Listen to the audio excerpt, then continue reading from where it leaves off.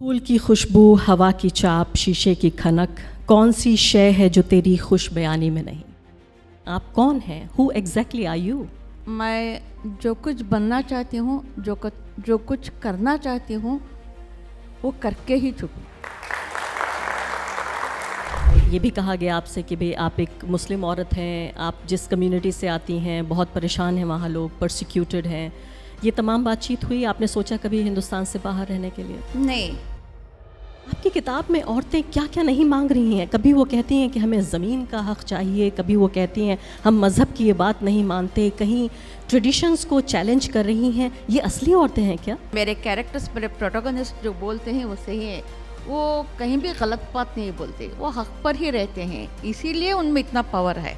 Is there a central system of patriarchy where these stories are manufactured and told to us women again and again and again? Yes, prime minister Narendra Modi ने अभी तक आपको अभिनंदन का tweet भी नहीं किया है।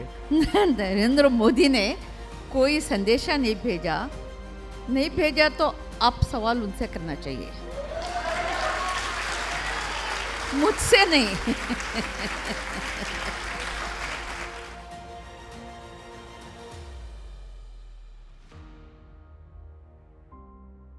UR Ananthamurthy has spoken of two kinds of bhashe or languages in Kannada, as he used to call it. He used to speak about a mane, a home which had a front yard, which was for formal interaction. It was the very precise, formal language that people spoke.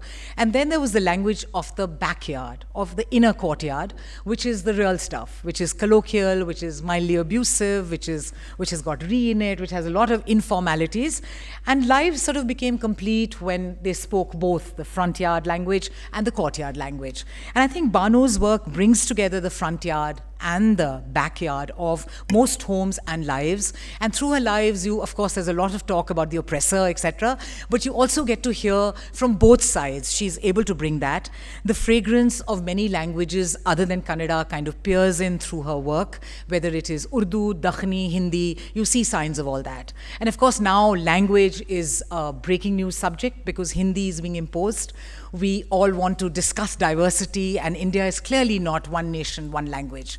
But I think to take all these kind of issues forward, the words and the worlds that are brought together, and through her work and how she looks at the times, we have our senior editor, my colleague, and one of our most popular anchors, Arfa Khanum Sherwani, will take this forward.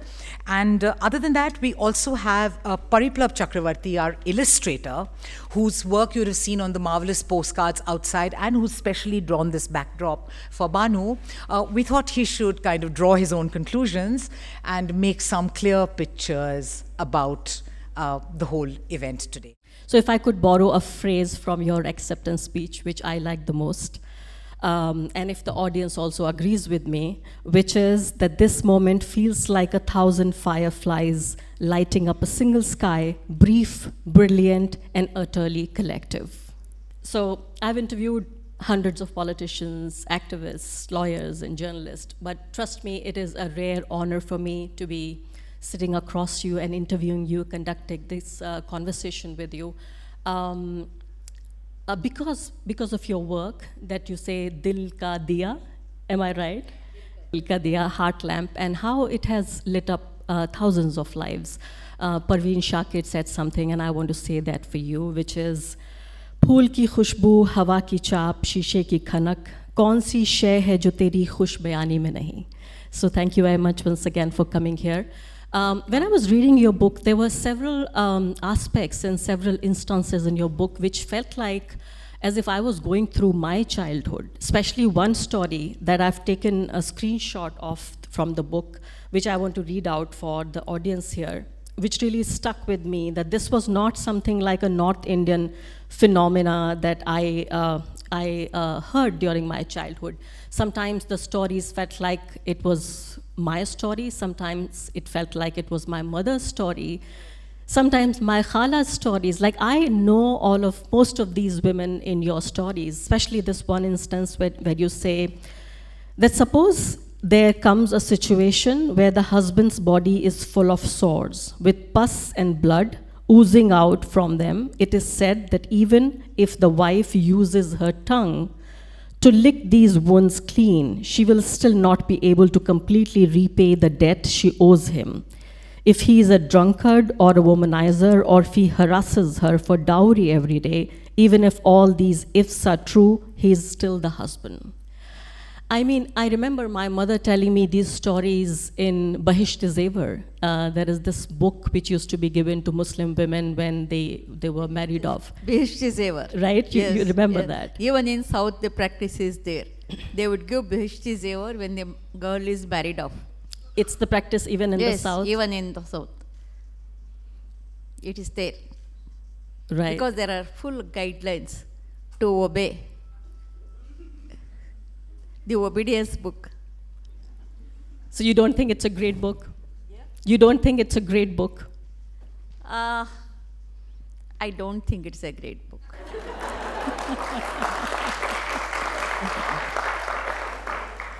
Only rules for subjugation of women. Right.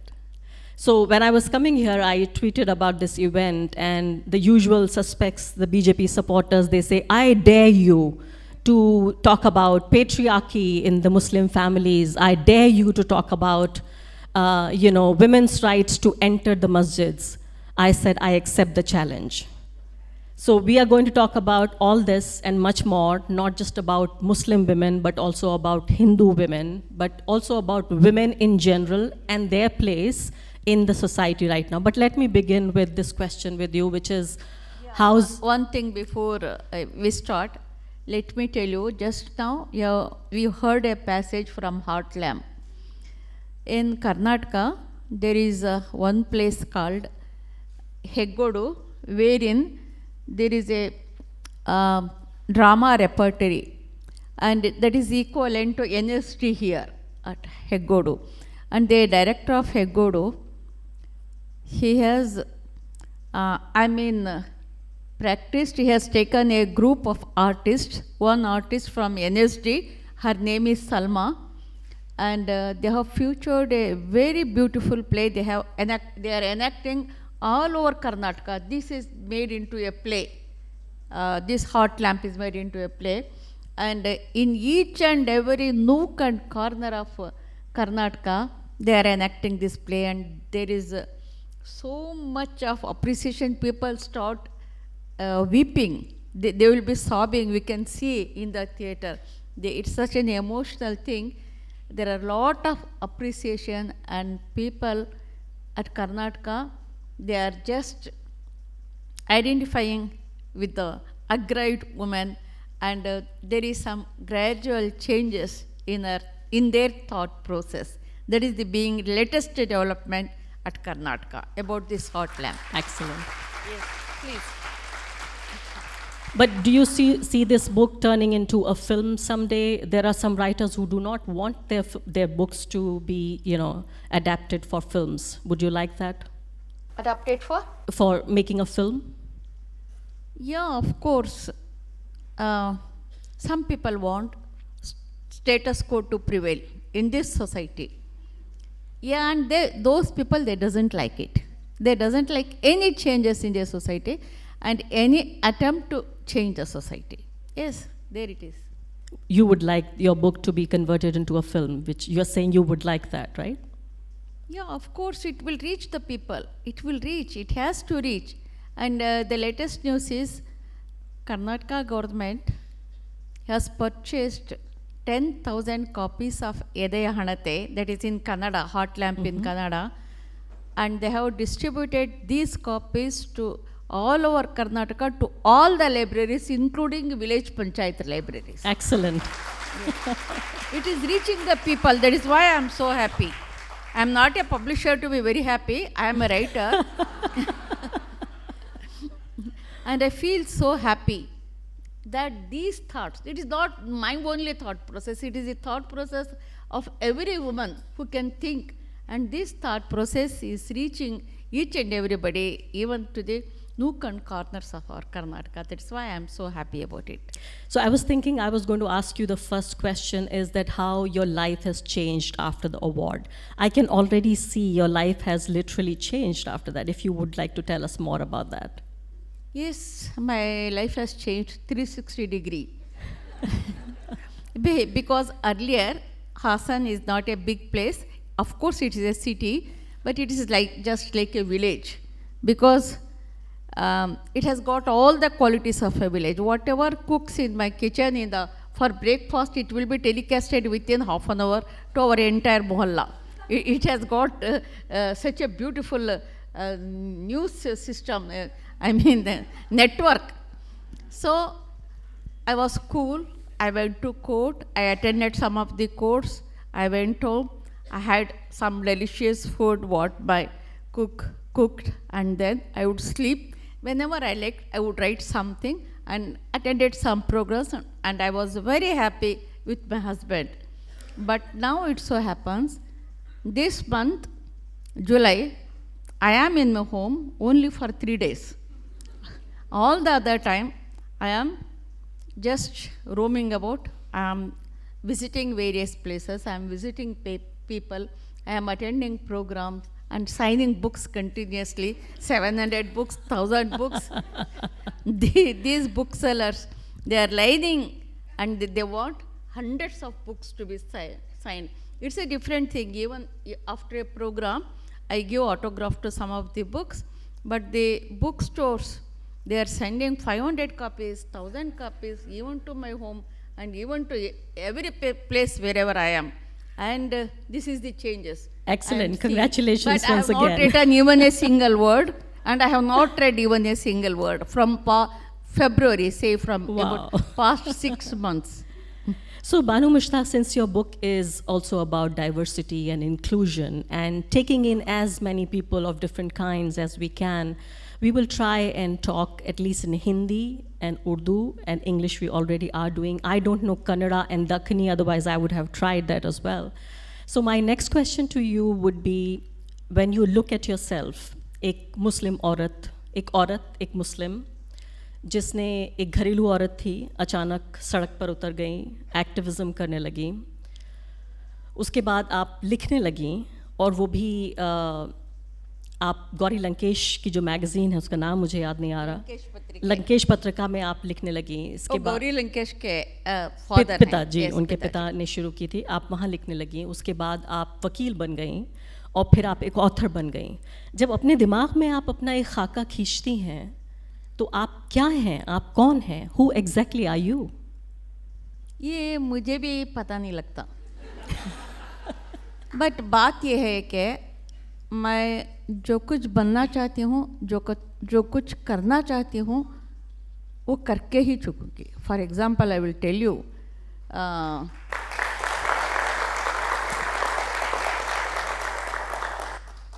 मैं वो हूँ जो first पूरे में हासन में मेरे office में computer install किया मैंने. मुझे कंप्यूटर का ABCD भी नहीं आता था, फिर भी कंप्यूटर मैंने इंस्टॉल किया और काम करना चालू कर दिया. कार ड्राइविंग सीखी मैं 40 साल की उम्र में. 2 साल पहले मैं बहरीन गई थी मेरी बेटी के घर पे, वहाँ पे प्राइवेट पूल है. 2 साल पहले मैं स्विमिंग भी सीखा. This is how I don't know. I do whatever I want to do. Whatever I decide to do, I do it. मैं करके ही चुकूँगी. बस ये मेरे दिमाग में आना चाहिए कि ये करना है. ये बुकर का भी ऐसा ही मामला रहा.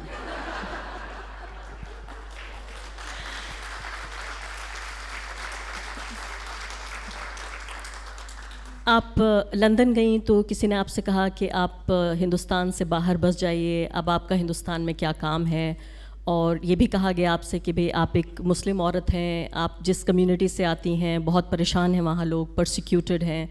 ये तमाम बातचीत हुई, आपने सोचा कभी हिंदुस्तान से बाहर रहने के लिए? नहीं, मुझे ना सुनने की आदत नहीं है. I want hear no from anybody and I want accept it. First of all बात यह है कि परसिक्यूशन भी है, लोगों में तकलीफ भी है, और कुछ तो करना चाहिए ना, कुछ तो करना चाहिए, मुझे करना चाहिए. मैं चाहती हूँ कि बहुत सारे लोग इसमें जमा हों और बहुत सारे लोग का एक इत्तेमादी ताकत बने. अगर नहीं बने तो कोई बात नहीं, मैं अकेले ही करते जाऊँगी, मैं अकेले ही अपनी बात बोलते जाऊँगी. मैं अकेली ही समझाते जाऊंगी कि ऐसा नहीं है भाई, ऐसा करना चाहिए। आप जो बोल रहे हैं झूठ बोल रहे हैं, आप जो मज़हब के नाम पर बता रहे हैं वो झूठ है, ये मत फैलाओ। मज़हब ये कहता है, आप जो कहते हैं वो इट इज़ ओनली पेट्रियार्की, मैं इसे मानने के लिए तैयार नहीं। ऐसा मैं मुंह पे ही बोलती हूँ। इसके थोड़े रिपरकशंस भी होते हैं, I do agree, but I have to face it and I am facing it. Banu Mushtaq Sahiba, you've lived many lives in one life, as I said, from starting from being a housewife to being an activist and a lawyer and a journalist and now a writer. You said you yourself don't know what all you could be, और अभी तो आपकी ज़िंदगी के हम दुआ करते हैं और बहुत सारे साल गुजरें और हो सकता है हमें और भी बहुत कुछ देखने को मिले कि आप न जाने और क्या क्या बन जाएंगी। लेकिन इस सब के दौरान आपने अपनी पहचान के मरकज़ में औरतों के बारे में लिखना, the center of your life and your profession and your being maybe was about writing about women, their sufferings. In some ways we also see some aspirations. And also आपकी किताब में औरतें क्या क्या नहीं मांग रही हैं। कभी वो कहती हैं कि हमें ज़मीन का हक़ चाहिए, कभी वो कहती हैं हम मज़हब की ये बात नहीं मानते, कहीं ट्रेडिशंस को चैलेंज कर रही हैं। ये असली औरतें हैं क्या? हाँ, ये सही है। ये जो बोलती है वो सही है। मेरे कैरेक्टर्स, मेरे प्रोटोगनिस्ट जो बोलते हैं वो सही है। वो कहीं भी गलत बात नहीं बोलते, वो हक पर ही रहते हैं, इसीलिए उनमें इतना पावर है। और ये हम सब इज्तिमाई तौर से बोलना चाहिए। अगर आपने जो कोट किया कि हस्बैंड को इतने ज़ख्म हो जाए, ये जाए, क्या मज़हब ये चाहता है क्या? एक इस्लाम के तरफ से ऐसी कोई इस्लाम में ऐसी हदीस रह सकती है क्या? You tell me, is it sane? कोई भी एक सही दिमाग का आदमी ये बोल सकता है क्या? ये मनगढ़ंत बात है। ये मनगढ़ंत बात मैं क्यों मानूं? I am not ready to accept. और इसके बारे में मैं बोलती भी हूँ। ये बात ऐसी है कि patriarchy it needs power. Patriarchy को खुद ताकत नहीं है, पावर नहीं है, वो बहुत कमज़ोर है। इसके लिए पेट्रियार्की एक्सप्लॉइट करता है रिलेशनशिप को। अब देखिए, patriarchy starts from home itself, domestic arena, वहीं से स्टार्ट होती है। लड़के को छूट, लड़की खाना बनाओ, बर्तन धो, घर में 5 बजे घर के अंदर आओ, पढ़ो ना पढ़ो, उसके लिए जहाँ तेरी डोली जाएगी वहाँ से डोला जाएगा। ऐसे ही प्रॉवर्ब्स, ये सब लड़की को टेम करने के लिए है, टेमिंग द श्रू। इसके लिए उसको टेम करने के लिए इतने सब कानून बताते हैं। तो ऐसे मौके पर जो पेट्रियार्की को खुद ताकत नहीं है, बहुत कमज़ोर है, it extract power from religion, it Barros. Politics से पावर लेता है, रिलेशनशिप को एक्सप्लॉइट करके पावर लेता है, और अपने ताकत से, मसल पावर से, या अगर कोई लड़की जाएगी घर में देर से आएगी तो उसका बाप बोलेगा बेटे को उसके पकड़ के मार, पूछ क्यों देर से आ रही है। ये यू एग्जर्ट्स मसल पावर। ये सब पावर्स एक जा करके पेट्रियार्की कायम हुई है। और इसे मैं तो एक मसल पावर से नहीं लड़ सकती ना, मेरे प्रोटोगनिस्ट भी नहीं लड़ सकते ना, मुकाबला नहीं कर सकते ना, इसलिए वो उनका मजाक बनाते हैं, उनका बुरता बनाते हैं और बताते हैं, चेहरा को सामने आईना रख के बताते हैं कि देखो तुम्हारा हाल यही है। मुतुल्ली साहब को बताती है, कब्रिस्तान में जाके एक मुसलमान का लाश निकालते हैं, मगर वो मुसलमान खुद रास्ते में चीखते हुए, पीते हुए, लड़खड़ाते हुए सामने आता है। तो क्या हुआ उसका एफर्ट्स का क्या हुआ? बहनों को वो प्रॉपर्टी नहीं देना चाहता। प्रॉपर्टी का जो इस्लाम से जायज़ है, उसका हक़ मुकर्रर है, वो हक़ को देना नहीं चाहता, इसके लिए बहुत प्रिटेक्स्ट करता है। इन सब चीज़ों को फाश करती हूँ, मैं बोलती हूँ, बताती हूँ, ये चल रहा है, आपके घर में चल रहा है, मेरे घर में चल रहा है, इनके घर में चल रहा है, मगर हम लोग बोलते नहीं, क्योंकि ये घर की इज़्ज़त है। घर की इज़्ज़त बाहर डालना नहीं चाहिए। औरत को चाहिए कि घर की इज़्ज़त बचा के रहें, पर्दे में रखें, और अगर वो भूखी मर जाएंगे तब भी आवाज़ ना करें। ये पेट्रियार्की का कोई एक सेंट्रल सिस्टम है। आप कर्नाटका से आती हैं, मैं उत्तर प्रदेश से आती हूँ,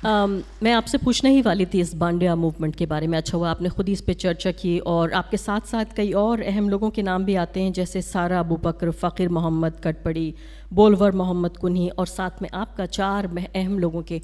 हमें थोड़ा सा ये बताइए कि before you 4 of you or 5 of you existed, what was the scene like? Who were writing your stories, or were the stories of Dalits and farmers and Muslims, were they even being written at all? या पहले जो था 70s से पहले कर्नाटका में only dominant caste के, majority cast के mail मर्द लोग ही राइटर्स थे। पूरी लिटरेचर उन्हीं की क्रिएट की हुई थी। दूसरे इवन मेजॉरिटी कास्ट के औरतें भी इतने ख़ास लिटरेचर नहीं लिखते थे। और मज़े की बात यह है कि वो जो मेजॉरिटी कास्ट के मेल राइटर्स लिखते थे वो मुस्लिम मर्द के बारे में लिखते थे, औरतों के बारे में नहीं लिखते थे, क्योंकि उनको जानकारी ही नहीं थी कि मुस्लिम औरत कैसी रहती है, कौन से कंडीशंस में रहते हैं, क्या उसके टेम्परमेंट से। और जब मुस्लिम मर्द के बारे में एक पिक्चराइज करते तो ऐसा करते कि either he is a very very highly godly person, उसमें कोई बुराई नहीं है, वो फरिश्ता है, या नहीं तो ऐसा बताते कि उससे बड़ा इब्लिस ही पूरी दुनिया में नहीं है, पूरे बुरे क्वालिटीज़ उसमें दिखा देते। तो मैं जब छोटी थी पढ़ती थी तो मुझे बहुत सारा ये परेशानी होती कि ऐसा क्यों दिखाते हैं, ऐसा क्यों प्रेडिक्ट करते हैं। तो ये अच्छाई और बुराई दो भी रहती है एक इंसान में भी। आप समझे कि मैं all together I am not 100% very good, मेरे में भी गुस्सा है, मेरे में भी थोड़ी चालाकी है, चालबाजी है, सब कुछ है इंसानों में। तो ये तो रहती है ना। ऐसे मार्क्स दे डालने का कि वो बहुत ही गॉडली है या बहुत ही विलेनिश है, it is something very art. एक बात। दूसरी बात, जब बंडाई साहित्य संगठन में बोली ये मूवमेंट्स के ज़रिए जो एक नया ये बंडाई साहित्य संगठन फॉर्मेशन हुआ, and it became the voice of the Dalits, it became the voice of the women, it became the voice of the down trodden. और जो भी जुल्म के शिकार थे उनके हक में ऑर्गेनाइजेशन जब ठहर के खड़ा तो दलित्स अपने पोएम्स के ज़रिए गाने लगे, अपना दुख दर्द अपनी बेइज्जती लिखने लगे, औरतों भी इनके साथ लिखने लगे। और ये ऐसा एक हिस्टोरिकल मोमेंट था। कन्नड़ा लिटरेचर को 2500 साल की लिटरेचर आई मीन हिस्ट्री है। इस हिस्ट्री में समझो हड़े कन्नड़ा, बहुत ही पुरानी कन्नड़ा, उसके बाद जैन कवि, ये वचन साहित्य सब आया। उसके बाद में रिसेंट तौर से नवोदया, नव्या, ये एक स्टेजेस हैं कन्नड़ा लिटरेचर में। उसके बाद 70s 80s में एकदम कन्नड़ा साहित्य जो है वो 3 हिस्सों में बढ़ गया। एक दलित साहित्य के नाम से आज जाना जा रहा है, और दलित साहित्य बहुत लिख रहे हैं, बहुत दलित लिटरेचर आज प्रिडोमिनेंट है। उनके ऑटोबायोग्राफीज आ रहे हैं, वो उनका समझो एसेस आ रहे हैं, ड्रामास आ रहे हैं, बहुत सारा लिटरेचर आ रहा है उनका दलित्स का। नेक्स्ट फेमिनिस्ट लिटरेचर भी बहुत उरूज पे है।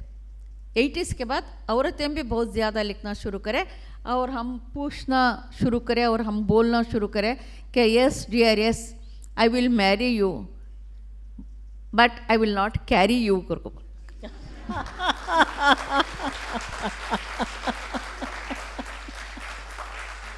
ये ऐसी लिटरेचर, फेमिनिस्ट लिटरेचर भी बहुत उरूज पे है, बहुत ज़्यादा आ रही है। थर्ड जो ब्रांच हुई वो है मुस्लिम सेंसिटिविटी लिटरेचर, जहाँ जैसे आपने जिक्र किया सारा अबू बकर, फ़कीर मोहम्मद कटपाड़ी एंड बोलवर मोहम्मद कुई, ये मेरे कंटेम्परेरीज हैं। मगर एक बात जो उनको फ़ायदा हुई, सारा को, बोलवर को और फ़कीर मोहम्मद कटपाड़ी को, यही गिनती के नाम हम बोल सकते हैं, इससे ज़्यादा नहीं बोल सकते। ये हम सब बंडाया के प्रोडक्ट्स हैं, सारा, फ़कीर मोहम्मद कटपाड़ी और बोलवर और मैं। बात ये हुई कि मैंगलोर बेल्ट के हैं, ये तीनों मैंगलोर बेल्ट के हैं। मैंगलोर बेल्ट वालों की मादरी ज़बान इधर कोंकणी होती है या कन्नड़ा, दो बोलते हैं। और वो जो भी लिखते हैं, लिटरेचर उनकी जो भी है, ये किसी को भी एलियन नहीं लगती, पराई नहीं लगती, सबको अपनी लगती है। मगर कर्नाटका की हिस्ट्री में जो ये है, मैसूर, बेंगलुरु, हासन, चिकमंगलूर, इसे ओल्ड मैसूर स्टेट बोलते हैं। कूर्ग, शिवमोगा, ये सेंट्रल मैसूर बोलते हैं। और जो नॉर्थ में रायचूर, बीदर, ये सब आते हैं, वो हैदराबाद कर्नाटका बोलते हैं। यहाँ के बहुत खसूसियात हैं। मैंगलोर, करावली कर्नाटका में, कोस्टल कर्नाटका में कन्नड़ा चल जाता है, हर आदमी उधर कन्नड़ा ही बोलता है, मस्जिदों में खुतबा कन्नड़ा में होता है, या सब कुछ कन्नड़ा चालू में है। मगर ये ओल्ड मैसूर स्टेट में हमारी सबकी ज़बान दक्कनी उर्दू है, और थोड़ा Deccani Urdu I mean culture भी है, उर्दू का कल्चर भी है। प्रॉब्लम यहाँ आके वो तीनों जो लिखे तो कोई इश्यू नहीं हुआ, जब बानू मुश्ताक लिखे तो बहुत बड़ा इश्यू हुआ, क्योंकि बीइंग ए मुस्लिम वुमन, यानी मेरा लिटरेचर भी इसी आइडेंटिटीज में एवेल्युएशन हुआ। एक राइटर जैसा मुझे नहीं समझा गया। They considered me as a Muslim women literature.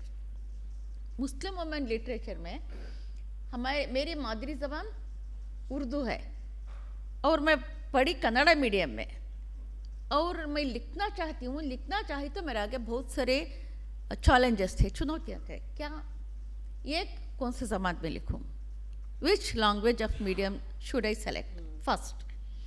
Second one, क्या लिखूँ, क्या subject, who are my readers, my readers will be Kannadigas, and मेरे सब्जेक्ट्स क्या होना चाहिए, और कौन से कल्चरल बैकग्राउंड में लिखूं, और लिखूंगी तो कौन से इश्यूज के ऊपर लिखूं। ये सब मेरे आगे बहुत सारे चुनौतियाँ रहे।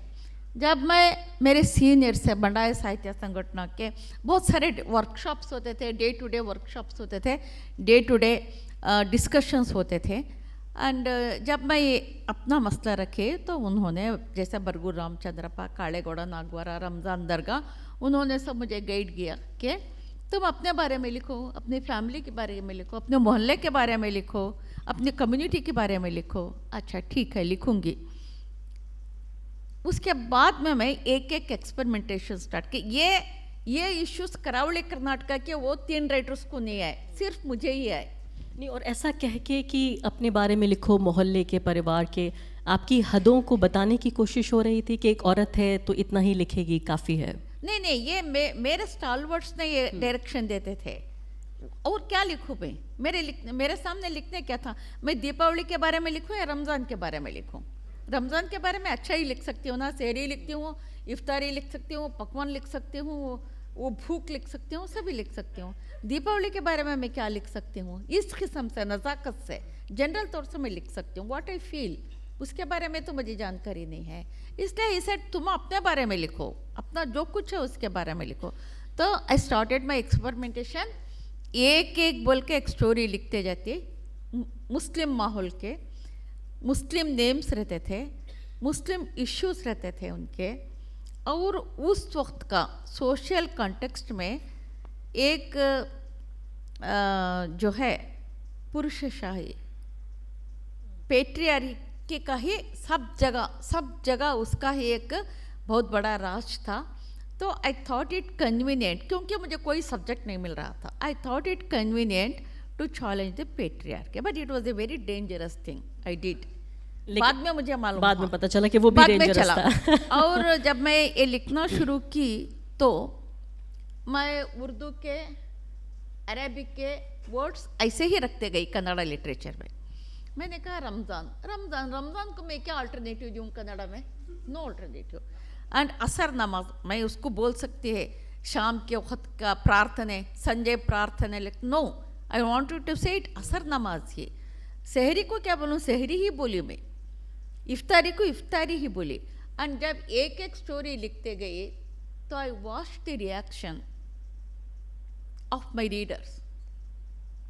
वो बहुत खुश हुए, ये कोई पराई स्टोरी नहीं समझे, वो खुद हमारी ये न लदा, इस ज़मीन की स्टोरी बोल के उसको ब्रांड किया, और हमारे लोगों की कहानी बोल के, नम्म जनಗಳ ಕತೆ, हमारे लोगों की, हमारी अपनी कहानी बोल के उसको अपना लिया, और आते आते धीरे धीरे ये जो है अरेबिक वर्ड्स, उर्दू वर्ड्स मैं जो यूज़ की हूँ वो सब कन्नड़ा में जम गए. Now it is part of the Kannada literature, all these words. अब मेरे अलावा जो भी कन्नड़ा राइटर्स भी लिखते हैं तो एज यूजुअल लिखते हैं, अजान लिखते हैं, नमाज लिखते हैं, जनाजा लिखते हैं, कफन लिखते हैं. There is no alternative for it. और आपने उस अपनी कहानी को इंटरनेशनल प्लेटफॉर्म तक पहुंचा दिया. हाँ. एक ऑब्जर्वेशन मेरा ये था कि आपकी इन कहानियों के जो किरदार हैं वो ज़्यादातर पढ़े लिखे लोग हैं, अपर मिडिल क्लास के लोग हैं. क्या हम ये कहेंगे कि ये जो आपने जो बयान करने की कोशिश की है अपने किरदारों के नहीं, ज़रिए. एक डेवलपमेंट बोल देती हूँ. Sorry to interrupt. इसके बाद में क्या हुआ, कन्नड़ा राइटर्स ये दो चीज़ों के लिए बहुत पसंद किए कि एक जो राइटिंग मेरी अच्छी थी उसके अंदर थोड़े क्राफ्टमैनशिप था, इसलिए भी पसंद करते थे. दूसरा ये उनको पसंद आया कि मुस्लिम वर्ल्ड, मुस्लिम कम्युनिटी आज तक हम लोगों के आगे एक्सपोज नहीं हुई थी. It was unexposed world. तुमने इसको एक्सपोज किया है, it's a good thing. It allows us to understand that community. इस किस्म से भी मेरे रेटिंग्स को पसंद किया गया, मगर थोड़े बहुत ज़्यादा मुस्लिम लोग मेरे लिटरेचर को पसंद किए, मगर थोड़े वेस्टेड इंटरेस्ट के उन्होंने बोला कि तुम हमारा अच्छा बुरा सब बाहर डालकर उनसे वाहवागिरी ले रही हो. नो, यू राइट इन उर्दू ताकि खुद हम पढ़े और हम भूल जाएं.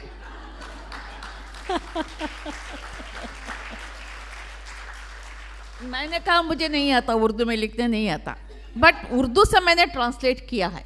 पहले तो मैं उर्दू पढ़ नहीं सकी, कन्नड़ा मीडियम में ही पढ़ी. बाद में मेरे दादा साहब ने मुझे एक बज़िद मुझको उर्दू सिखाया, अरबिक सिखाए. बाद में जो तारीख़ फ़रिश्ता और अली आदिल शाह जो फ़रिश्ता बोलकर एक हिस्टोरियन बीजापुर में खुद आके वहाँ रिसाइड करके, he has written about 7000 pages of South Asian history. वो सालार जंग म्यूज़ियम में इट हैज़ बीन प्रिजर्व्ड.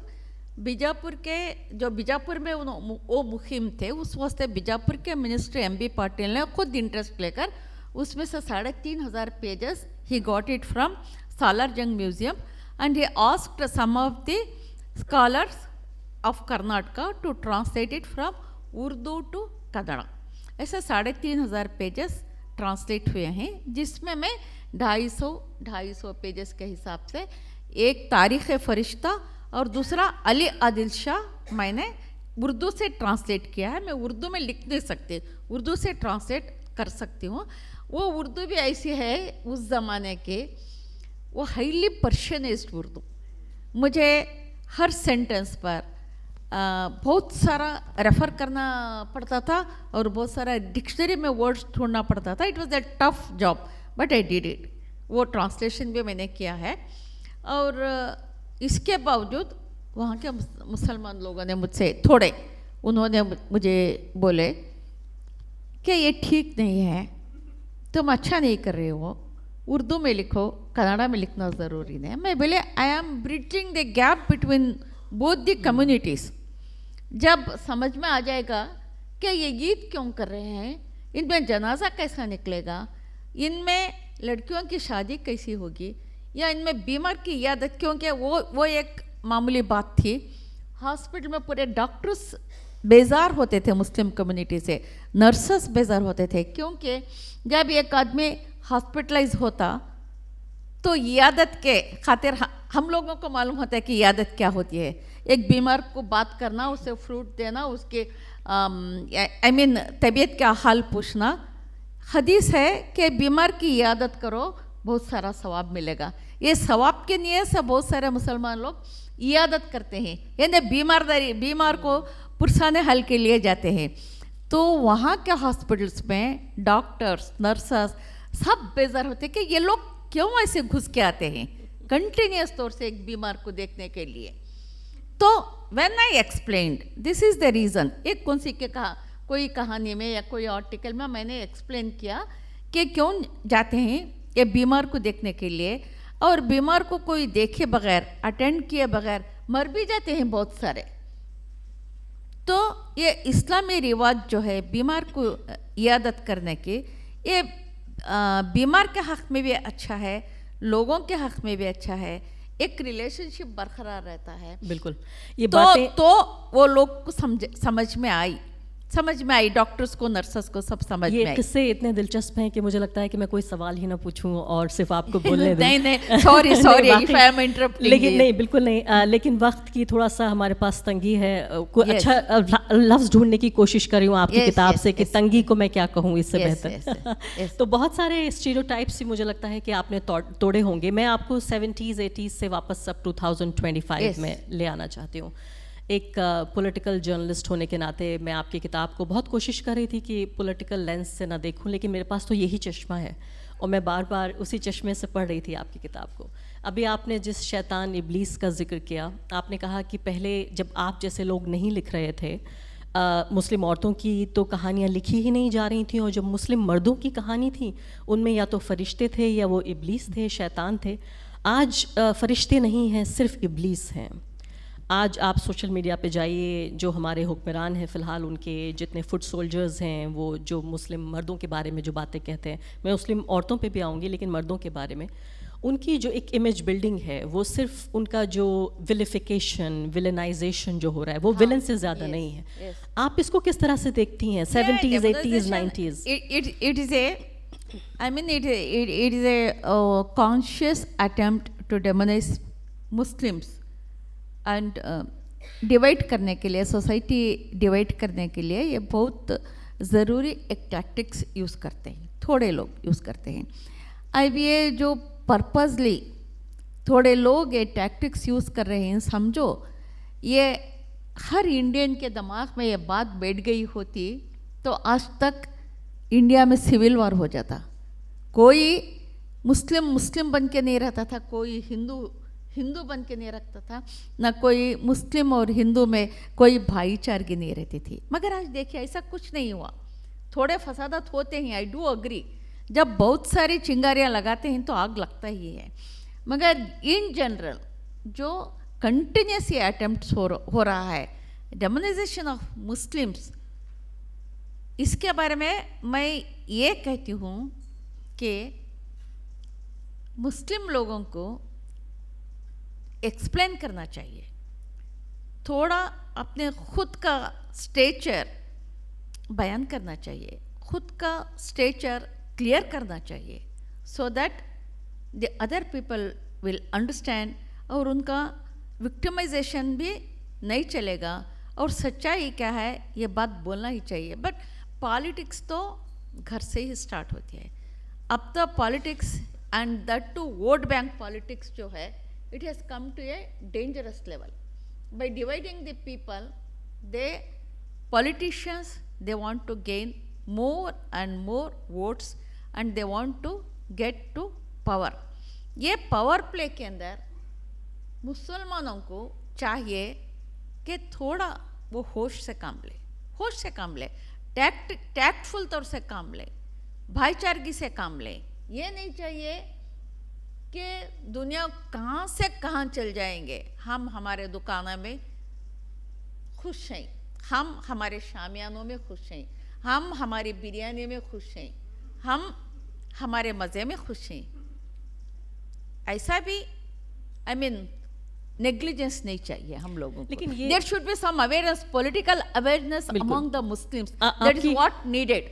आपकी बात से एग्री करते हुए थोड़ा डिसएग्रीमेंट मुझे ये है कि जो हज़ारों करोड़ की इंडस्ट्री चल रही है, जिसका एक ही काम है प्रोपेगेंडा फैलाना, विलनाइजेशन करना, उसमें ये कि गरीब मुसलमान मान लेते हैं कि जो ठेला लगाता है या दुकान पे पान बेचता है या अपने बच्चों के लिए सिर्फ इसमें मसरूफ़ है कि 2 वक्त ना सही तो 1 वक्त का खाना उसे दे, कैसे लड़ेगा वो इस प्रोपेगेंडा से? I know what you are telling, तो मुझे ये समझ में आता है। चाचर रिपोर्ट के मुताबिक इवन मुस्लिम्स के माली हालत दलित से भी बहुत कमतर है। दैट उन्होंने वो रिपोर्ट के ज़रिए वो मालूम करा है, बट कम्प्लीटली एक्सेप्ट करने नहीं होता। मुसलमानों में ऐसे भी लोग हैं जो 4-4, 5-5 बेंज कार भी खड़ा किए हैं, I know there are wealthiest people, मगर उनको भी अवेयरनेस नहीं होता। गरीबों का तो छोड़ो, आप जब पान बेचने वाले, साइकिल शॉप वाले ऐसे ऐसे जो बोलते हैं, political awareness is a different thing. Political awareness चाहिए, पॉलिटिकल अवेयरनेस नहीं है तो चाहिए कि ऑर्गेनाइजेशंस, NGOs ये पॉलिटिकल अवेयरनेस लाने की कोशिश करें through culture, through literature, through dialogues. मैं क्या चाहती हूँ कि ये डाइवर्सिटी तो है ही, डाइवर्सिटी तो है ही, we have to accept it, and ये inclusiveness, that is the main point of my speech, acceptance speech में। World is full of diversity and it has got its own spaces of inclusiveness also. ये inclusiveness की बात, ये diversity और inclusiveness की बात ज़्यादा करना चाहिए, ज़्यादा करना चाहिए। And you see there is a vast difference. हमारे तरफ से 50 उर्दू न्यूज़पेपर्स पे नहीं आते, क्योंकि वहाँ के सब लोग दक्कनी उर्दू बोलते हैं, जैसे मैं अब बात कर रही हूँ, और मुझे शर्म नहीं आती इसमें कि दक्कनी बात कर रही हूँ और आप लोग सब फंसी उर्दू बात करने वाले हैं। आपके आगे I don't feel ashamed because it is my culture, it is my language. मगर यू सी वहाँ पे जो एक सालार उर्दू पेपर आता है, उसमें लिखा जाता है कि सियासत उन लोगों को मालूम नहीं, पॉलिटिक्स बोलती हैं। They are this, I mean language की तरफ से जो अवेयरनेस देना था मामूली मुसलमानों को, वो नहीं दिया जा रहा है, क्योंकि you want to, some of the people they want to, I mean maintain the supremacy of the language, they don't want to get into the language of common people. जी हाँ, आपकी बात मैं समझ रही हूँ कि अपनी तरफ से भी कोशिश होनी चाहिए। उम्मीद है कि आवाज़ आपकी पहुँचेगी और बहुत दूर तक जाएगी, कि कोशिश होनी चाहिए। हालांकि मुझे शक यही है कि एक तरफ जो है माइटी स्टेट और उसका प्रोपेगेंडा और तमाम बिग मीडिया, और दूसरी तरफ एक गरीब मुसलमान जो 11 सालों में और ज़्यादा गरीब और ज़्यादा हाशिए पे चला गया है। आपकी किताब में हम देखते हैं कि इन्हीं हाशिए की आवाज़ों को हम सुनते हैं। मैं आपसे एक बहुत ही एक नाजुक मुद्दा है जिस पर बात करना चाहती हूँ, चूँकि patriarchy is at the heart of your work, patriarchy in the Muslim society, but also patriarchy in Hindu society, and also patriarchy how when it is weaponized against women to take away their agency.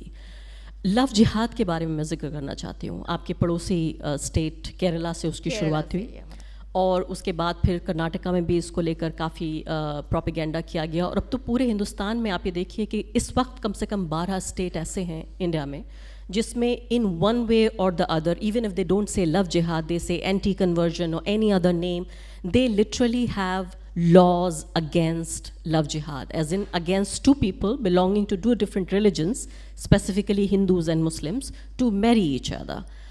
इसको आप patriarchy के अगर lens से देखने की कोशिश करें तो आप इसको लव जिहाद को हिंदू वुमेन की एजेंसी के अगेंस्ट आप किस तरह से देखती हैं?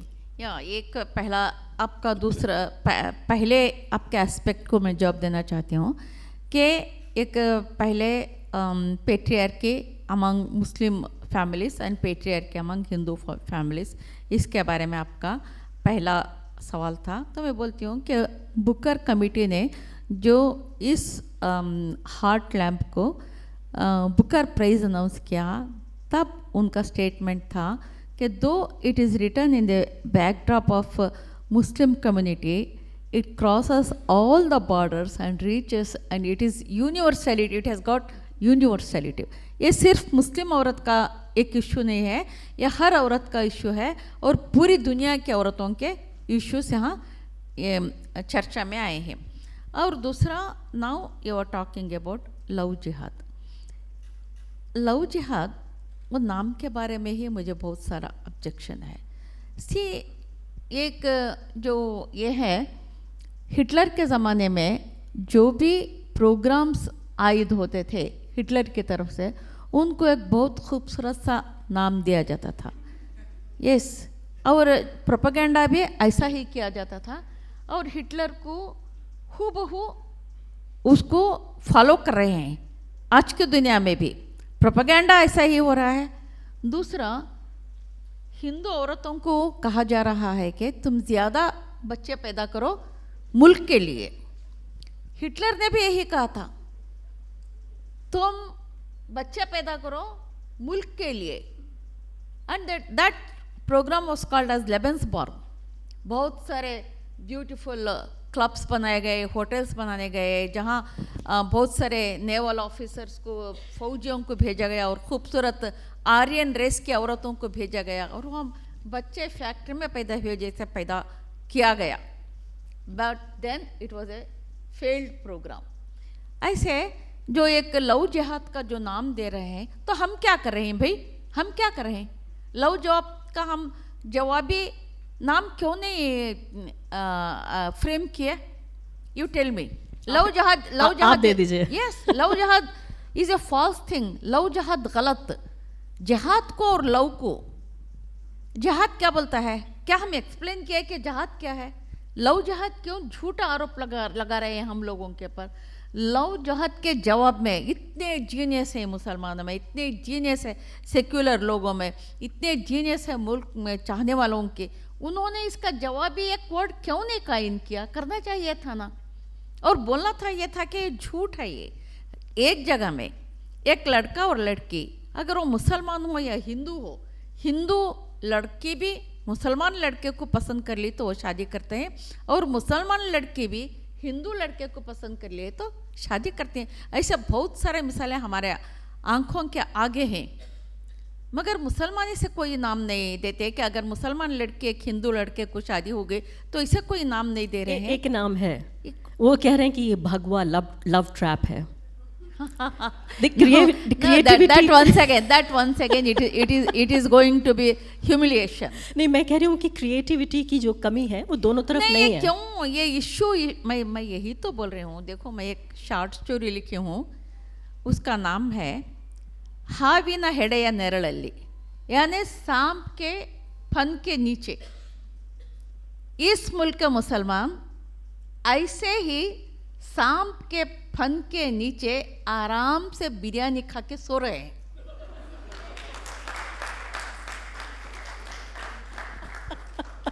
यस, हाविन हेडेय नेरळल्ली। क्यों उनका जमीर नहीं जागता? क्यों वो सोशल कॉन्सेप्ट्स क्यों नहीं समझ सकते? एक पॉलिटिकल अवेयरनेस क्यों नहीं आता उन लोगों में? डायनामाइट के नीचे नहीं जी रहे हैं क्या ये लोग? And there is no leadership among Muslims. एक हमारे एमएलए थे, अब नहीं है, वो मुझसे बोल रहे थे, देखो भानु जी, एक बात ऐसे है, कोई भी अगर मुसलमान को एक पोजीशन, एक पावर देना चाहता हूँ तो क्या होता है? आपको पहले मैं एक मिसाल समझा जाता हूँ। एक जहाज में थोड़े क्रैप्स को डालकर जा रहे थे जहाज में, एक बॉक्स को ढक्कन नहीं डाले थे, ऐसा ही खुला था। तो कोई आके पूछा, ऑफिसर आके पूछा, क्यों ये बॉक्स को ढक्कन नहीं डाला? तो दूसरा बोला, नहीं साहब, ये मुसलमान क्रैप्स हैं, एक ऊपर जाना शुरू करेगा तो 4 आदमी उसके पैर घसीट के नीचे डाल देंगे। You don't worry about it, they won't allow him to escape. ऊपर जाने ही नहीं देते। अगर एक को पोजीशन देना चाहें तो 4 आदमी जाके एमएलए को बोलेंगे कि साहब वो ऐसा है, वो ऐसा गंदा है, वो ये है, वो उसको पोस्ट मत दो। हमारे में एक as a community, what are we doing? What are we doing, you tell me? And we have got the best forum in the world. आप लोगों को मस्जिद है, जमात है, खुतबा है, what are you doing? आपको एक पैसा खर्चा करने की ज़रूरत नहीं है, एक खाल लेना ज़रूरी नहीं है, एक माइक लगाना ज़रूरी है, ऑलरेडी माइक लग गया है। तो ये जिम्मेदारी हम किसे देंगे? चलो तुम और मैं ले लेंगे जिम्मेदारी, बोलते रहेंगे और मार खाते रहेंगे। आप कह रही हैं कि मंच भी है, माइक भी है, ऑडियंस भी है, सिर्फ मैसेज नहीं है। लेकिन ये इल्ज़ाम आप मुस्लिम मर्दों को तो दे सकती हैं कि उनके अंदर अवेयरनेस नहीं है, मुस्लिम औरतों को ये आप इल्ज़ाम नहीं दे सकती। मैं आपको एग्जांपल देना चाहती हूँ NTCA NRC मूवमेंट का। हाँ हाँ, नरेंद्र मोदी प्राइम मिनिस्टर के तौर पर जब शाहीन सबसे बाग- ज्यादा, जी हाँ, शाहीन शाहीन बाग बाग का में, मूवमेंट yes, जब yes. सबसे अपने मजबूत I do दौर agree, में I खड़े do हुए agree, थे, yes. तब वही तो मैं बोल रही नहीं, हूँ। मैं आपसे सवाल चलो मेरा- मैं जी। और आप ही जी। ये काम ले लेंगे, अपना काम समझ के सामाजिक काम करते चले जाएंगे, वही तो किए हैं वो ग्रेट लेडीज। आई रेस्पेक्ट देम। उन्होंने यही काम लिया। और ये वो एनसीआर के खुद तो पूरा हमारे जैसे ही औरतें ही पूरे कर्नाटका में टूर किए थे, हम ही ने क़यादत ली थी। ना जाने क्यों उन लोगों ने हम लोगों को क़यादत दे के पीछे हट गए, पता नहीं। There must be some politics in it. नहीं, आपका क्या कहना है, आपका NTCA NRC मूवमेंट के बारे में और जो मुस्लिम औरतों की जो उसमें शमूलियत थी उसके बारे में आपका क्या कहना है? और अभी आप 5 साल गुजर जाने के बाद क्या उस मूवमेंट को कहीं देखती हैं इनविजिबल विजिबल फॉर्म में? और ये भी हमें नहीं भूलना चाहिए कि जो औरतें खड़ी हुई जिन्होंने वो चिराग लेके, जो जिसे आप हार्ट लैम्प कहती हैं, दिल का दिया लेके आगे आएँ, उनमें से दर्जनों औरतों को जेल हुई, उन्हें अंडरग्राउंड होना पड़ा। Yes. तो अगर पॉलिटिकल अवेयरनेस आ भी जाए तो वो भी तो बड़ी खतरनाक है, उसमें फिर इस तरह का आपको खामियाजा भुगतना पड़ता है। है ही। आई नो अगर एक आई नो आप क्या रेफर कर रहे हैं मुझे मालूम है, कितने लोग जेल में हैं वो भी मुझे मालूम है, और जिन्हें बेल रिजेक्ट हुई है वो भी मुझे मालूम है। I know the day to day affairs of so many things. इसके बावजूद आपको ये भी जानना चाहिए कि गुजरात में जब फसादात हुए, जो अंदर छुपकर बैठे थे घर में, वो लोग भी ना बच सके। कब तक बचते रहोगे? कब तक बचते रहोगे? एक सही बात तो बोलना ही चाहिए ना, एक भाईचारगी की बात बोलना ही चाहिए ना, एक आपस में मिलाप की बात बोलना ही चाहिए ना। अपने नेबरहुड में कोई हिंदू है, कोई मुसलमान है, उसको साथ लेकर ही हम ईद मनाना है ना, उसको छोड़ के ईद नहीं मनाते ना हम। कभी ऐसा हुआ है? नहीं ना। तो इस आपस की मिलाप की बात, मैं ये नहीं बोल रही हूँ कि एहतजाज करना अमन के लिए, एहतजाज करना भाईचारे के लिए, एहतजाज करना हमारे कॉन्स्टिट्यूशनल राइट्स के बारे में, हमारे कॉन्स्टिट्यूशन के बारे में, हमारे कॉन्स्टिट्यूशनल राइट्स के बारे में कितने लोगों को पता है, कितने लोगों को अवेयरनेस है? इस तरह के एक और मूवमेंट की ज़रूरत है आपको लगता है? यस, ज़रूर। एक पीसफुल मूवमेंट। एक देखिए, I will tell you, BBC जब बुकर प्राइज़ हुआ तो नेक्स्ट डे बुकर प्राइज़ समझो यहाँ के 2.5-3 घंटे बजे उधर 3 बजे वहाँ पे अनाउंस हुआ। हम जाके घर में सोए 4-5 बजे लंदन में। सुबह ही 7 बजे हमारे पब्लिशर घर पे आ गए हैं कि चलो मीडिया से बात करना है, you can not sleep, get up and come over to our media house. वहाँ पे गए। फर्स्ट एंड फॉरमोस्ट मेरा इंटरव्यू BBC से हुआ। BBC में इंटरव्यू किया और उन्होंने पूछा कि इंडिया में हिंदू मुस्लिम का तनाज़ा बहुत ज़्यादा है और Muslims are persecuted, what are you going to do about it? उसे मैं उनसे जवाब दिया, ये जो जहरीला फल है ब्रिटिश लोगों ने बो के आए हैं, आप लोगों का किया है ये, you have done it. BBC में वो तुम लोगों ने किया है, हम उसका फल खा रहे हैं, आप ही आके ठीक करो, जो तुम्हारा किया कर्म है वो आप ही आके ठीक करो। See, in an international platform, I should not speak against my country. There, I am there only to uphold the name and fame and the integrity of the country. वो मैंने किया। अब कुछ भी हमारा आपस का झगड़ा है तो कर लेंगे, वो भी नहीं माफ़ करेंगे, वो भी नहीं छोड़ेंगे। हमारा आपस का झगड़ा है तो वो भी कर लेंगे, कोई बात नहीं। बट इंटरनेशनल फोरम में I am not expected to speak like that.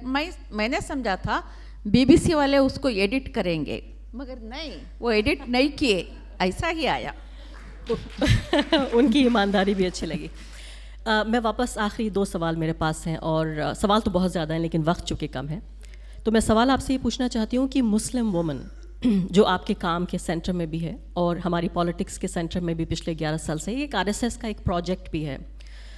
मैंने कुछ दिनों पहले कहा था कि उनका एक नारा ये है कि demonise Muslim man and patronise Muslim women. क्या है? Please demonise Muslim man and patronise Muslim women. Yes. यानी कि एक तरह से सर पे हाथ फेरते हैं मुस्लिम औरतों की कि भाई आप 3 तलाक की विक्टिम हैं, आपको आप ही के मर्द बहुत परेशान करते हैं, आपका मज़हब आपके लिए दुश्मनी की वजह है, आपकी सारी परेशानियों की वजह आपका मज़हब है। और अब एक नया टर्म आ गया है, कुछ औरतें आके अब ट्विटर वगैरह पे कहने लगी हैं कि वो इस्लाम मज़हब से इतना परेशान हैं कि वो सनातनी मुस्लिम बन गई हैं, सनातनी मुस्लिम।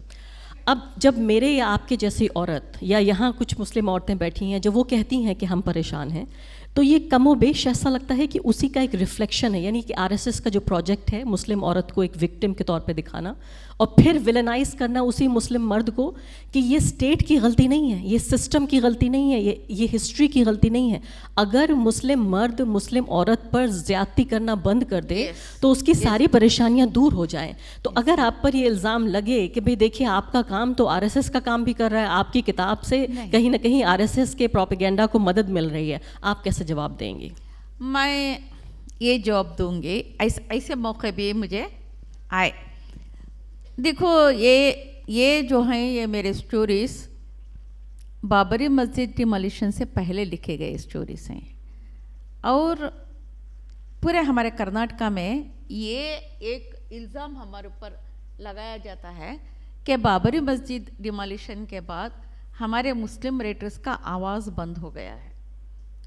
ये हमें बहुत सारे प्रोग्राम्स में भी ये सवाल पूछते हैं, मैं बोली हाँ बंद हो गया है, यस यू आर राइट। मगर क्यों बंद हुआ? एक तो we were challenging the patriarchy in the Muslim community, वो उस वक्त की ज़रूरत थी। आज जो है बाबरी मस्जिद डिमोलिशन के बाद और डेमोनाइजेशन ऑफ मुस्लिम्स जो होने के बाद आज मेरे सामने दूसरे मुद्दे हैं। Now I want to talk and write stories about communal elements. I want to write about divisive policies. I want to write about the vote bank politics. I want to write about the demonization of Muslims. That is what I am doing now. I am doing it. I am not giving scope for any divisive forces. That is the social responsibility of a writer also. Not सिर्फ मैं ही नहीं, जो भी secular minded Hindu हो, मुसलमान हो, Christian हो, जो भी एक सेक्युलर माइंडेड राइटर है उसको ये एहतियात बरतना चाहिए, उसको ये नज़ाकत समझना चाहिए। और इस मुल्क में लोगों को लड़ाना, डिवाइड करना, खून रेजी करना ये ज़रूरी नहीं है। अमन की बात करना, सच्चाई की बात करना, आपस में भाईचारे की बात करना और एक नेबरहुड और सिस्टरहुड कायम करना एक राइटर की जिम्मेदारी, सोशल रिस्पॉन्सिबिलिटी होती है। बहुत ही ज़बरदस्त आपने ये बात कही है कि फेमिनिस्ट का काम कभी कभी पेट्रियार्की से लड़ना, तो कभी मेजॉरिटेरियनिज्म से लड़ना, तो कभी कम्युनलिज्म से लड़ना, और कभी हो सकता है कुछ और चीज़ कास्टिज्म से लड़ना पड़े, तो लड़ेंगी। और आप ये कहती हैं कि वक्त की डिमांड ये है, इस वक्त पुकार ये है कि कम्युनलिज्म और मेजॉरिटेरियनिज्म से फेमिनिस्ट को लड़ना चाहिए। ये is that what you are saying? Yes जी हाँ। अब मैं आखिरी आपसे सवाल पूछना चाहती हूँ जो ख़तरे हैं एक फेमिनिस्ट होने के, और उसमें आखिरी आपने जो ये लिखा है, लास्ट लिखा आपने कि if you were to build the world again, आप ही की किताब से ये मैं ले रही हूँ, 2 अल्फाज हैं। If you were to build the world again to create males and females again, do not be like an inexperienced potter, come to earth as a woman, Prabhu, be a woman once, oh Lord. Yes, आप कह रही हैं कि एक औरत के शरीर में पैदा हो कर देखो, प्रभु या खुदा या जिसको भी आप कह रही हैं, या प्रभु, मेरे मतलब में, मेरे ख्याल में जब मैं वो स्टोरी लिखी, प्रभु का मफ़हूम ये था कि it is an entire system. ये entire system it is made up of patriarchy, power, religion, cultural hegemony, caste hegemony and politics. ये मिला जुला प्रभु है, सिर्फ रिलीजन ही नहीं है, सिर्फ रिलीजन ही नहीं है, सिर्फ गॉड ही नहीं है, सो जहाँ जहाँ भी एक मर्द शेल्टर लेता है, जो उसके डिवाइसेस हैं entirely society, culture, power structure और जो भी है prevailing against women, all this things constituted together, it is Lord. I am not calling God, it is Lord. Lordship is quite different from God. God, right, of course. और हम दोनों पे इल्ज़ाम लगेगा कि दो बेपर्दा मुस्लिम औरतें बैठकर इस्लाम के बारे में चर्चा कर रही हैं, पेट्रियार्की पे बात कर रही हैं. अब आप मुझे ये बताइए आखिरी बात कि जो फेमिनिस्ट ऑफ द वर्ल्ड हैं, या मैं कहूँगी फेमिनिस्ट ऑफ इंडिया का जिक्र कर लेते हैं, छोटी सी अपनी दुनिया थोड़ी छोटी कर लेते हैं. आप क्या कहना चाहती हैं उनके लिए? What are your last few words that you want to say, specially as someone जिसको फतवा तक दिया गया जब आपने औरतों को मस्जिद में घुसने की बात की? आपको लगता है कि उन लड़ाइयों को वापस लाना पड़ेगा? क्या करें आज की फेमिनिस्ट, क्या करें, किस किस चीज़ से लड़ें? फेमिनिस्ट वो इक्वल राइट्स तो मांगते ही हैं. फेमिनिस्ट का जो है इक्वलिटी का मफ़हूम है, जहाँ तक मैं समझती हूँ, equal rights and equal opportunities. उसको इक्वल अपॉर्चुनिटीज़ पे मिलना चाहिए, इक्वल राइट्स पे मिलना चाहिए. ये equal rights and equal opportunities उसको जब तक नहीं मिलते, जब तक ये पॉलिटिक्स घर से नहीं हटता. Politics start from the politics of patriarchy, it start from home itself. तो घर भी सीधा करना है हमको, बाहर भी सीधा करना है, सरकार को भी सीधा करना है, सोसाइटी को भी सीधा करना है. So we have to strive very hard, but earlier to it please have clear demarcation of what is feminism. Feminism is not तुम पैंट पहनते हो मैं भी पैंट पहनती हूँ, तुम स्मोक करते हो मैं भी स्मोक करते हो, तुम पीते हो मैं भी पीती. It's not feminism, it is not equality. Equality is something with great depth, with great understanding, and with grace and integrity.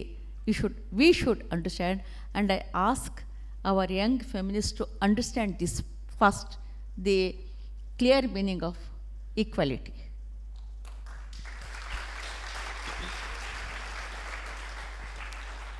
Thank you very much. I would like to open the floor for Q&A now. जिस तरह से अभी महाराष्ट्र में इस वक्त जो कहा सुनी चल रही है मराठी और हिंदी को लेकर के, और हिंदी शक्ति के बारे में बोला जा रहा है, आप खुद आपकी मदर टंग दखनी है, उर्दू है, और आपने लिखना चाहा जिस स्टेट से आप आती है उस स्टेट की लैंग्वेज में. आपका ओपिनियन क्या होता है जब किस तरह की या कोई भी लैंग्वेज किसी रीजन पे थोपने की कोशिश होती है, क्योंकि ये हमने तमिलनाडु में भी देखा है. प्रॉब्लम यहीं पे स्टार्ट होता है. लैंग्वेज मल्टीलिंगुअल इज़ नेसेसरी, बहुत ज़रूरी है. एक इंसान को इट इज़ एन असेंट. ज़्यादा से ज़्यादा लैंग्वेज आप सीखेंगे तो इट इज़ एन असेंट. एक कोई बुरी बात नहीं है, मगर जब लैंग्वेज के आड़ में पॉलिटिक्स होता है, जब then I think it has to be challenged. मेरा दूसरा सवाल ये है कि ये ऑब्वियसली मैं पॉलिटिकल जर्नलिस्ट हूँ तो इसलिए मुझे पूछना लाजमी है कि प्राइम मिनिस्टर नरेंद्र मोदी ने अभी तक आपको अभिनंदन का ट्वीट भी नहीं किया है. उनकी तरफ से कोई सवाल, मतलब कोई भी लेटर आपकी तरफ आया है नहीं आया है. मेरा सवाल ये है कि आपने हमारे इंटरव्यू में कहा था कि आपने शुरुआती दौर में जब लिखना शुरू किया तब आपने लंकेश पत्रिका में लिखना शुरू किया. तो क्या आप मानती हैं कि आप लंकेश पत्रिका में लिख रही थी, और चूँकि उसका मोटो बिल्कुल क्लियर है जो राइट विंग के बिल्कुल खिलाफ है, वही रीज़न है कि प्राइम मिनिस्टर मोदी ने आपको अभी तक कोई संदेशा नहीं भेजा? ये बात I think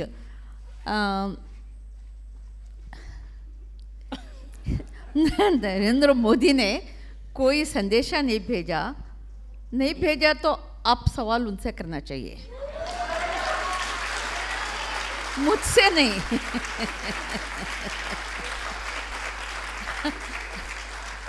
And I am also interested to know the answer through you.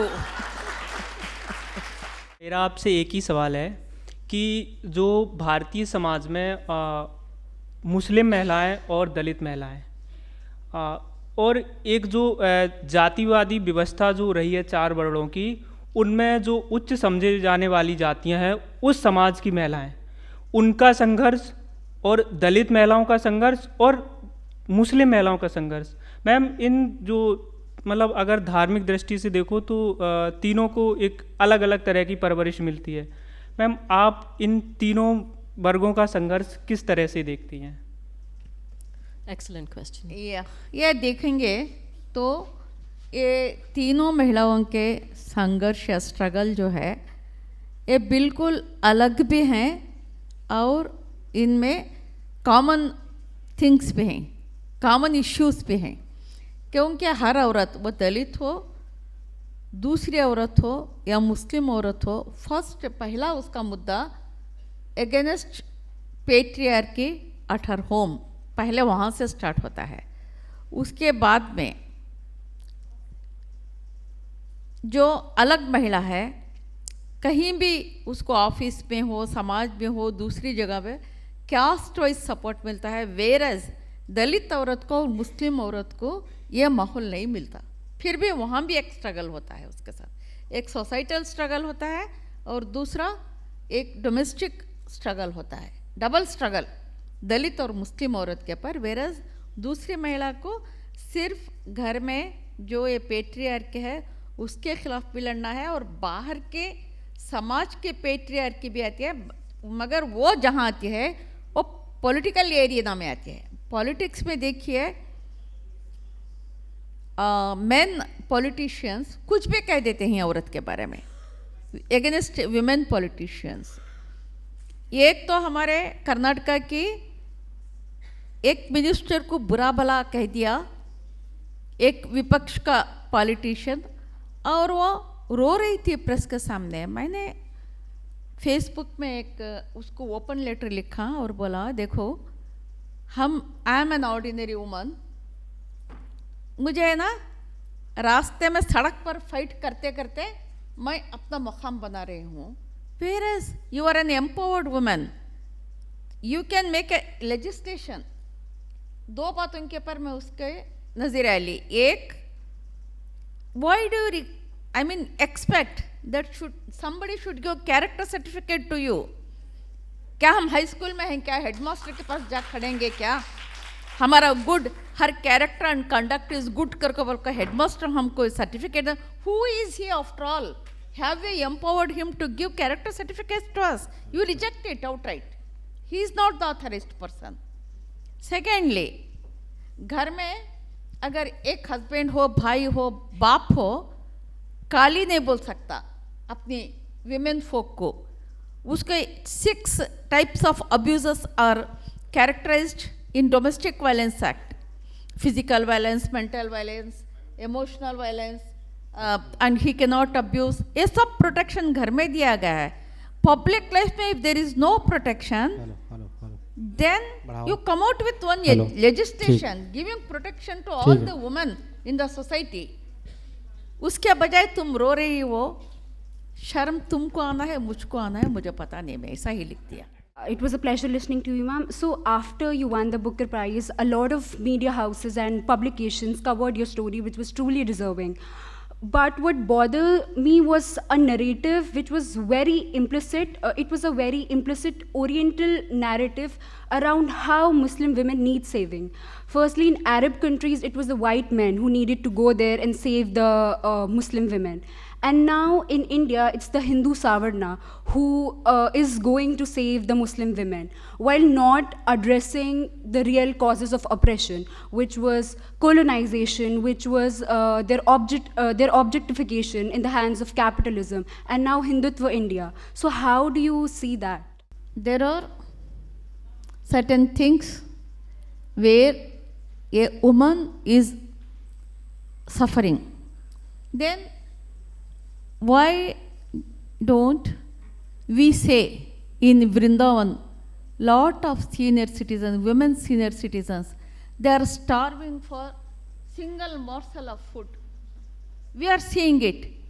And I say, even the Muslim organizations, Muslim women and secular people, all they have to concentrate on the well-being of these women who have been deserted at Vrindavan, and they should be allowed to live a respectable life as human being. And I say, why they, some vested interest people, they misuse the status of Muslim women. There are a lot of dashes, lot of lapses on the part of the Muslim leadership, I want to say. For example, you can take the question of triple talaq. Triple talaq, basically, it is not advocated and accepted in Islam. But even then, Muslims practiced it, and no leadership questioned it. And there was some weak moment, and who wanted it? They grabbed the occasion. Why do you live? Why do you use such lacunae? Why don't you correct itself? Is there no autocorrect system? That's my question also. Right. That's a very important answer, and also I just take a little bit of, it's like an afterthought. I was meaning to ask you this question. अभी हिंदुत्व की पूरी politics के जवाब में क्या आपको भी महसूस हो रहा है कि मुस्लिम जो कम्युनिटी है उसमें एक तरह का कंजर्वेटिज्म है? आप एक ऐसी औरत हैं जो बुर्का ओढ़ा करती थी एक वक्त में, मैं सही कह रही हूँ? और उसके बाद आप बुर्का उतार के आप सड़क पे आ गई, आपने एक्टिविज़म किया, जर्नलिज्म किया, फिर आप राइटर बनी. अभी हम देख रहे हैं there are more and more women who are choosing to adopt a certain lifestyle including burqa and hijab. Do you think that they have the right to do what they like to do, or you think there is a peer pressure? It's their choice. It is their choice. But the thing is, choice के पीछे अगर किसी का domination है, अगर मोहल्ले में लड़कियां जा रही हैं तो नुक्कड़ पे खड़े हुए लड़के ये ना बोले क्यों ऐसे जा रही हो, क्यों ऐसे जा रही हो, बुर्खा डालो बोल के, ऐसा कुछ प्रेशर ना है. It is of their own wish and will, it's a different thing. But I have got my different personal opinion, क्योंकि identity politics I don't approve. सिर्फ यही नहीं, कहीं भी identity politics I don't approve, because a woman, Muslim woman और Muslim man is recognised with his beard, with his skull cap and hijab or burqa, whatever you like. And in our Karnataka, there are Lingayats and Veerashaiva who has got 3 fingers of vibhuti drawn on their face like this. They will be identified. And I even want to say, because during Hitler's regime, the Yahudis, Jews, they were asked to wear yellow star, and compulsorily the Jews were compelled to wear the yellow star. Even for the child who was just born, the mother has to sew yellow badge on his sleeve. And this identity politics, even now, we can see everywhere. That's why our president Prime Minister said, I can recognize people with their... By the clothes they wear. We have gathered here to celebrate Banu Mushtaq, whose novel Heart Lamp has been awarded the International Booker Prize. In its pages, live characters whose stories don't often make it to the written page. Women whose memories were delegitimized, whose grief is erased, whose very existence is contested. As a Muslim woman, I realize that I stand on the shoulders of women like Banu Mushtaq.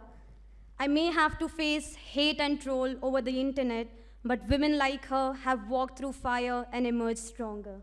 From her, I'm taking away that if I cannot fight patriarchy with muscle power, I can always make fun of them.